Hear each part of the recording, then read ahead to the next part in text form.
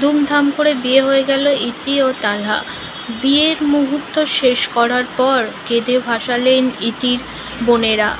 যেখানে অন্তরাকে জড়িয়ে ধরে তালহার হাতে তুলে দেওয়ার সময় কেঁদে কেঁদে যেন অজ্ঞান হওয়ার শেষ অন্তরার।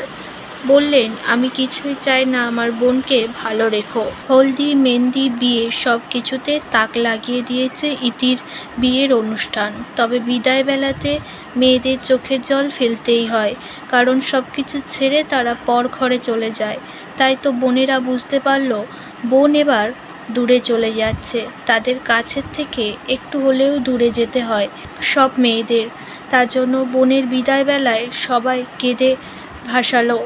আর যে ভিডিও দেখার পর ইতির ভক্তদেরও মন খারাপ। সকলেই তার জন্য দোয়া করেছে এবং প্রার্থনা করেছে তার বিবাহিত জীবন যেন অনেক অনেক ভালো থাকে, অনেক ভালো কাটে, তারা দুজনের জন্য সারাটা জীবন একসঙ্গে কাটাতে পারে।